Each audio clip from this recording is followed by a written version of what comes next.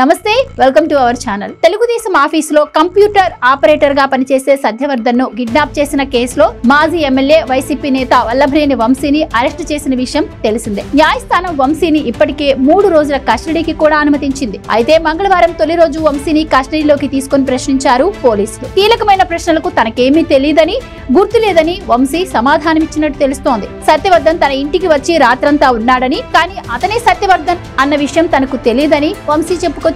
దాదాపు 2.5 గంటల పాటు కొనసాగిన విచారణలో వంశీని పోలీసులు 20కి పైగా ప్రశ్నలు అడిగినట్టు తెలుస్తోంది. వంశీ ఇంటి దగ్గర సేకరించిన సీసీటీవీ ఫుటేజ్లు, వీడియోలు చూపించి వంశీని ప్రశ్నలు అడిగినట్టు సమాచారం. అయితే వంశీ దాటవేసే ధోరణిలో సమాధానాలు ఇచ్చారు. మంగళవారం ఉదయం 11 గంటలకు జైలు నుంచి వంశీతో పాటు శివరామకృష్ణ, లక్ష్మీపతిని సైతం అదుపులోకి తీసుకున్నారు పోలీసులు. వైద్య పరీక్షల అనంతరం కృష్ణలంక పోలీస్ స్టేషన్ కు తీసుకొచ్చారు. ఈ కేసులో ప్రధాన నిందితుడిగా ఉన్న వంశీని దర్యాప్తు అధికారి సెంట్రల్ ఏసీపీ దామోదర్, లక్ష్మీపతిని క్రైమ్ ఏసీపీ వెంకటేశ్వర్లు, శివరామకృష్ణ ప్రసాద్ ను ట్రాఫిక్ ఏసీపీ వంశీధర్ గౌడ్ వేరువేరుగా విచారించారు. లక్ష్మీపతి శివరామకృష్ణ సత్యవర్ధన్ ను ఎక్కడెక్కడికి తీసుకెళ్లారు అన్న విషయం చెప్పారు గాని ఎవరు తమ వెనక ఉన్నారు అన్న విషయాన్ని బయటపెట్టలేదని తెలుస్తోంది. ఇక వంశీని అడిగిన ప్రశ్నల విషయానికి వస్తే, పోలీసులు సత్యవర్ధన్ ను ఎందుకు కిడ్నాప్ చేశారు, కారులో హైదరాబాద్ లోని మీ ఇంటికి ఎందుకు తీసుకెళ్లారు, విశాఖలో హోటల్ అపార్ట్మెంట్ లో ఎందుకు ఉంచారు అని పోలీసులు అడగ్గా, సత్యవర్ధన్ ను కిడ్నాప్ చేయలేదని,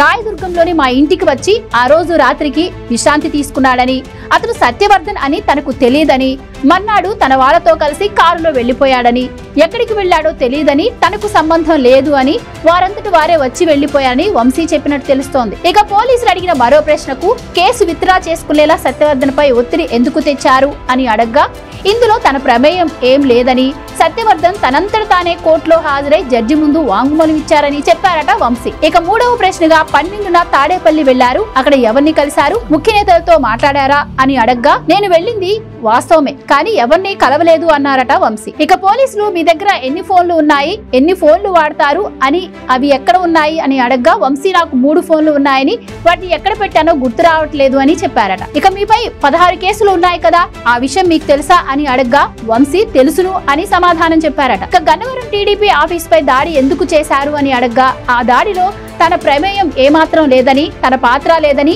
టీడీపీ నేత పట్టాభి గన్నవరం వచ్చి హడావిడి చేశారని, రెచ్చగొట్టే వ్యాఖ్యలు చేశారని, అందుకే 2 పార్టీల నాయకులు, కార్యకర్తల మధ్య ఉద్రిక్తత చోటు చేసుకుందని చెప్పారట. ఇక మీకు ఎన్ని కార్లు ఉన్నాయి, వాటి నెంబర్లు ఇస్తారా అని అడగ్గా, వంశీ నాకు ఓ బెంజ్, ఒక ఆడి Q7 కారు ఉంది, రెండింటి రిజిస్ట్రేషన్ నెంబర్లు 033 అని చెప్పారట.